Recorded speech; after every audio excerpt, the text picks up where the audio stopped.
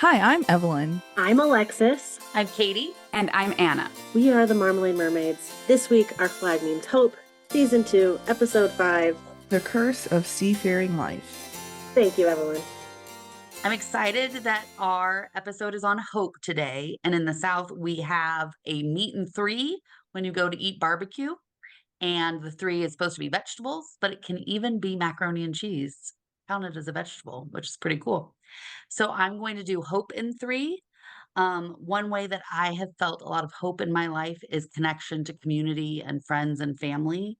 And I was just working on something in my own life, and I had a friend come to me and ask if I would be her writing partner for a project. And that was a very hopeful act. It felt very expansive to have her share these ideas and for them to be things that we think about and write about together for the next however many years we're going to be doing this because it's taking a while. But it was very like that community connection hope. And then in my life, I've also felt a lot of cosmic hope where the universe is aware of me or God or something bigger than myself. And there was a recent time in my life when I said a prayer and I was trying to make some decisions. And I was given some words of comfort that were very specific to what I was asking for and giving me some direction that gave me peace of mind to know that when things were working out and when things were feeling positive, that that was a good decision. And it took away a lot of feelings of like, oh, but someone else is going to be mad at me now because I could feel that I was having help in this decision. And that was a hopeful thing for my future and for my current actions.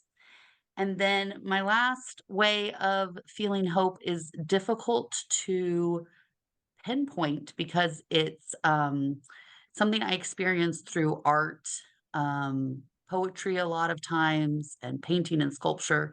But most recently, it was through music. There's some particular pieces of music, choral arrangements that are very hope promoting and help me connect to a feeling that is not something I can describe, but gives me this optimism for the future that's a little magical. And that's my story of hope. And Anna, would you give us our 1 minute recap? I will do my best. All right.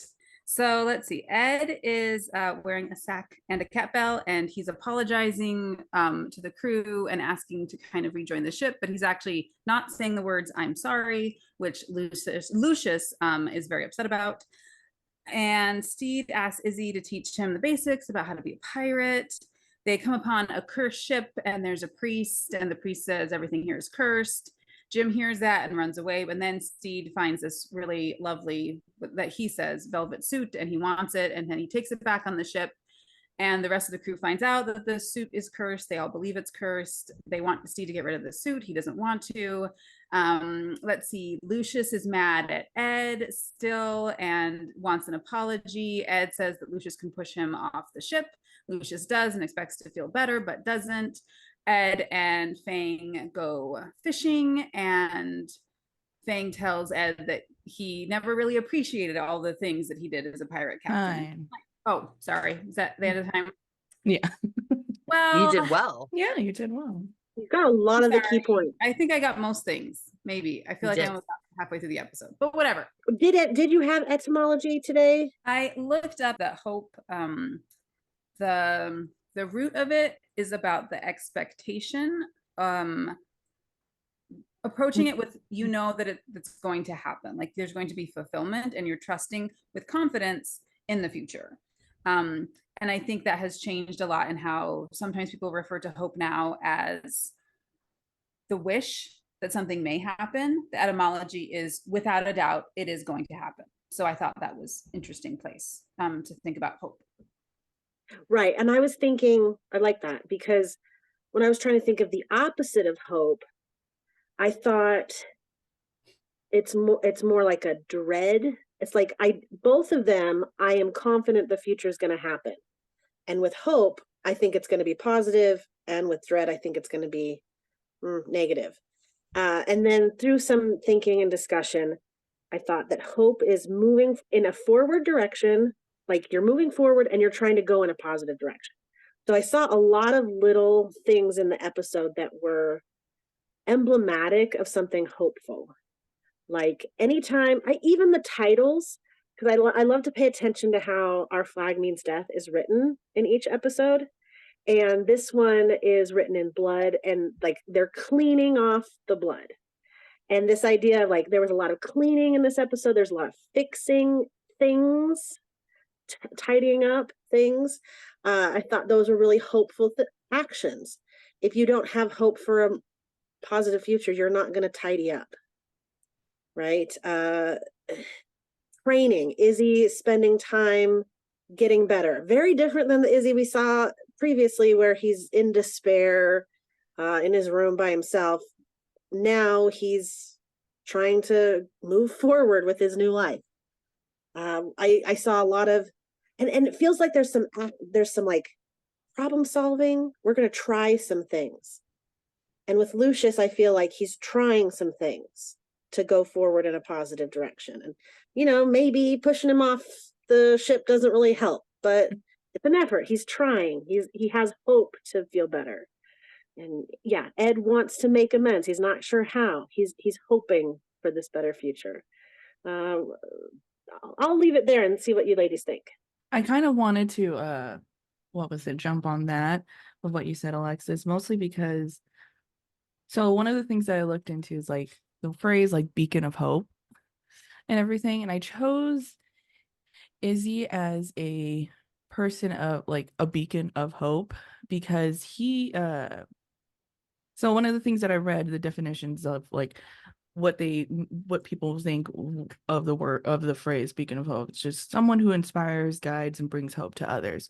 So I kind of thought of Izzy in that way, where he guides Steed, helps him out to become a better captain of what he needs to do. He's kind of the voice of the crew to Steed, so he helps guide the crew into help like having Steed understand what's going on with this curse robe. A curse is a curse, and once it takes hold, it takes hold. And he helps Lucius, tries to kind of guide Lucius into like, you need to just move on, you need to move forward. And so I kind of like, I really liked Izzy in this episode, and I really thought he was kind of the really good part in this like beacon of hope in this whole episode, of kind of even for the viewers, like we kind of want the crew to mend things, to move forward, and go back into their, like, this idea of going back into their hijinks and everything, and seeing all that and have them be happier and after everything that's happened. And I feel like Izzy is kind of a good point of showcasing that, where he is working like he was really, like you said, really the opposite of last episode. In this episode, he's immediately trying to do better. He's trying to train with one foot, and he has been just just a very positive experience throughout this entire episode. He was able to explain, like, tell Lucius that, everything that has happened with Ed, like, this is how I'm dealing with it, and it's better to just move on than stay in the past. And talking to Steed of how the crew functions, what their thoughts are on these things, and helping Steed in all these little ways of like becoming a better captain and everything. I think Izzy was like a good beacon of hope there with the crew. I love all Yeah. those ideas. I hadn't thought about Izzy as like the example of hope, but I think you're absolutely right. I think he really is. And I'd never thought about your point about Izzy being the one who actually helps Steed be a better captain, because Ed said that was what he was going to do last season, and he never really helped Steed be a better captain. And just a short amount of time with Izzy, Steed becomes a much better captain. He gets the guidance about, what to do with the crew and the curse, and just understanding, like, if the crew thinks this is what's happening, then that's what's happening. Like, you just have to acknowledge that, even if it's not what you want. Whereas, Ed was kind of telling Steve, even at the beginning of this episode, like, oh, you need to be more forceful, and that's going to help show them who the captain is. And that isn't necessarily what works. And then that beacon of hope just makes me think, Evelyn, about this. My favorite moment of this episode is at the very end, where they're trying to give the suit to the different crew. And Steed, like, all of a sudden someone's going to come attack them, and Steed like fires a shot. He's warning, and he shows up as the captain, and he's really like just that person he always wanted to be. And what he does is he turns immediately to look at Izzy, and Izzy's like, good job, that he's looking for that confirmation that he was putting in place all the things Izzy was teaching him. And I just love that idea, because I never thought about Izzy as that person, again, who kind of is holding all the hope for everyone, including Lucius. But then also too, he's just a really good teacher, and he knows how to prioritize what's most needed to help someone become better based on where they're at. That's awesome. Anyway, I agree with you. Love Izzy. He's awesome. Love Izzy. And I think Izzy shows up as that beacon of hope too in helping Lucius, because I like this idea that you went to, that I did in my reading too, Anna, that hope is something that we look for with expectation, right? And anticipation. And I like that Steed voices he wants to be a better captain, and Izzy helps him with that. And Lucius voices in a pretty snarky way, because he's in a lot of pain, like his hurt and wanting to get over his interactions with Ed, who quickly became the Blackbeard version of Ed. And I think Izzy was a beacon of hope to Lucius as well. And bless his heart, gave him a cute little whittled carving of a shark. But also gave him that message that, like, these things happen and I'm going to learn from them and move forward. And I thought that was, I love that idea of him being a beacon of hope. Well, and the whole crew looked to him last time as like, oh, our situation is not so bad. Izzy's really messed up. And if he can keep going on, then we can keep going on. Maybe not, it wasn't going to be one of my vignettes, but something that I kept thinking about when, like, immediately when we got Hope, was that poem by Emily Dickens, that hope is a thing with feathers, and sings without a tune, and never stops, not at all. And then I love at the very end, that, like, she can hear this hope singing throughout these different parts of her life, yet never in extremity it asked one crumb of me. And I like that hope feels that way. It is like this universal love. It is persistent. It is there. It can't, like, we can lose it, but it's not going to die. And it's also not going to ask anything of us. Like, Izzy isn't asking anything in return to be encouraging and like a hopeful influence in any of these people's lives. And I like that we can do that for one another, that the universe and relationships with deity for people do that for them, and that communities do that for each other. Yeah, and that makes me think about the part, the beginning, just thinking about community, about the crew together having hope that Ed's going to be different. That's part of welcoming or letting him back in, is this expectation, this hope, that he is going to show up in a different way based on, what Steed is kind of helping to support. And I think, trying to come up with ways to signify that to the crew with what he's wearing, and having the little cat bell so he can't sneak up on people. And again, like, helping them maybe feel a little bit more secure just when they're looking at Ed, like, okay, maybe this is a different person, like maybe we can hope for more. And I think that, I like that idea of, together as communities we can help support hope.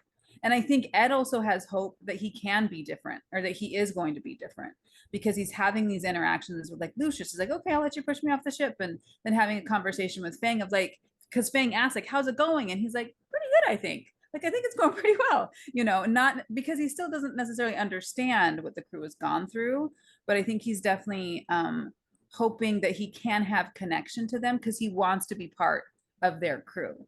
He really does want to be included. And I think that's leaving him more open to kind of be receptive to things that he may need to change or think about in a different way. And I love that, Anna, because I think that is such a beautiful contrast for what Ed wants from even the last episode to this episode. I think seeing Button's transformation really makes it more of like, I don't want it to be like a Annie and Mary situation where it's us against the world and we watch it all burn and it's just me and Steed. I want to be like a community connector and to have my lover. Like I kind of want something better than that.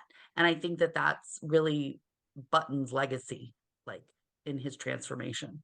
Yeah, for sure. I think that's really important to keep in mind that this is on the heels of him seeing by himself, seeing Buttons transform and not being able to maybe explain what happened. And then what do you do from that? And what do you make that mean for yourself? Yeah. And I love that that then ties into the hope he has in a relationship with Steed. Like, again, not wanting it to be that, you know, Mary and Annie experience, but wanting it to be something that is more balanced and that really embraces both of them as whole people, you know, as opposed to things that they're trying to do that maybe not are not compatible with a long-term healthy relationship. I like that there's fishing in this. Fishing feels like a hopeful activity. There's patience. There's not a whole lot you can do to lure a fish except maybe try some different things and wait. And I feel like that's kind of like a cosmic hope where you're hoping for some divine intervention or you're hoping for something that's out of your control. And then I also was thinking, kind of paradoxically, like the curse has power because of the beliefs that the crew have. Like they give it power. And I'm wondering if some hope is like that. Like we can give hope the power with our attention and our attention to our focus on it. And I feel like the efforts that Ed is making, like he's doing a little bit of both, right? He's hoping, he's fishing, but he's also putting forth some effort and trying to help them believe. And I don't know, just thinking about those two different kinds of hope. Yeah, I agree. I also saw the crew's approach as maybe not hopeful in the way we might think of hope, but hopeful in the expectation of this thing is going to happen. And we're very confident it's going to happen.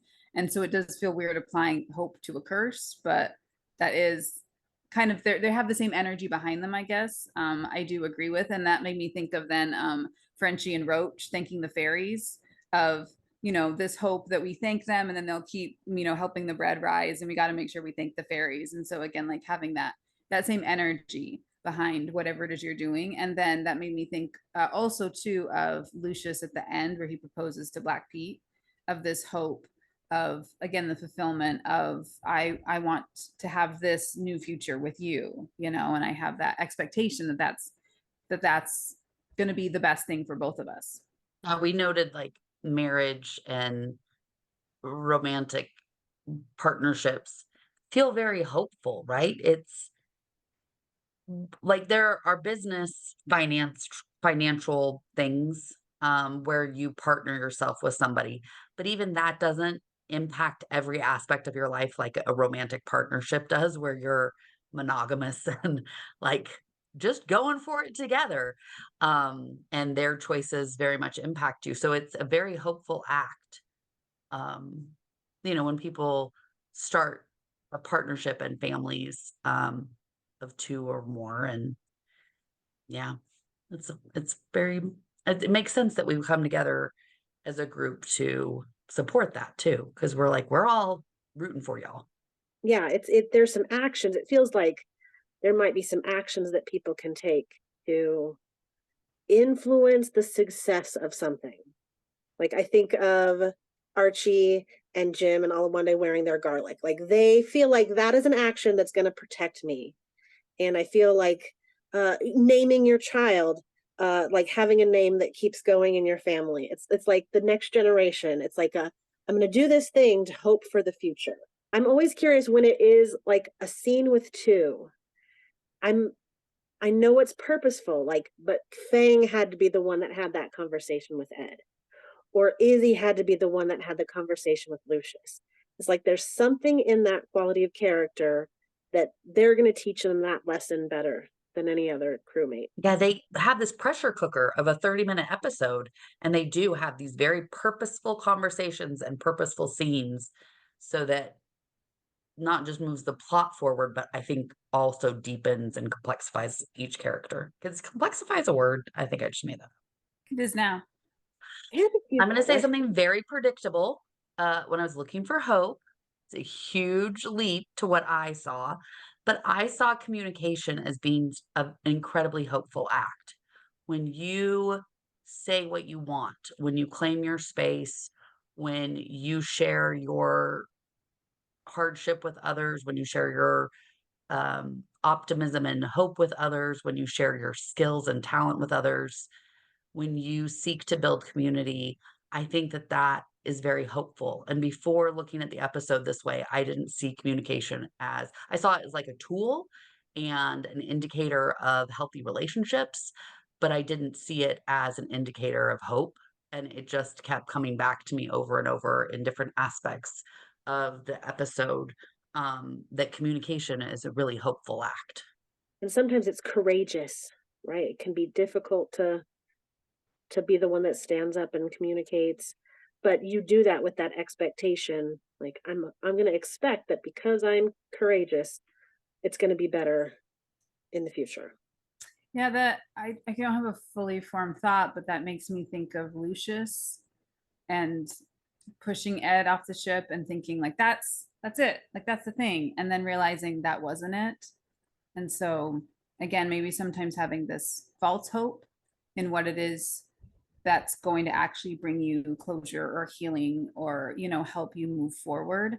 It's similar to that, just kind of brings up the idea of Steed in the suit, of just like having this thing is going to help me maybe be more like a captain. Like you could read it one of those ways of like, again, having that finery that he had before, where it's again kind of maybe bringing the opposite of what you expect, where the, you know, the suit is really dividing his crew and it's causing a lot of chaos, which again, I don't know that Steed is very open to recognizing it first, because he has this thing that he wants. Similar to, I don't know that Lucius is really open to other ways to maybe find that ability to kind of process things and maybe metabolize his experience and then be able to move forward with Black Pete. And so again, like I think it's just interesting sometimes putting hope in the wrong thing, or maybe even just not hope, just thinking about it as expectation. You're putting expectation in something that ultimately is not as healthy and as helpful as you believe it is,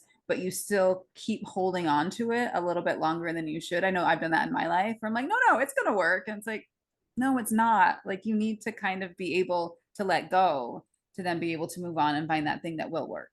It kind of leads to a question I had. I was thinking about Izzy and the story that he tells himself and he tells to Lucius about his trauma, right? Like Lucius says, it's, oh, you're just making up a story to help cope with your trauma. But I'm wondering how the story that we tell ourselves can provide hope.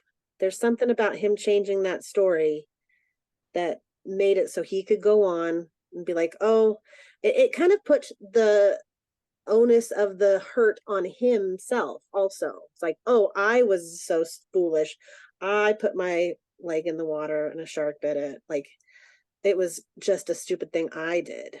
Yeah, I think there's an element in that. I really do like that conversation between them. I think what also that story also does is it helps Izzy preserve the relationship with Ed, even though he's not directly talking or interacting with Ed yet.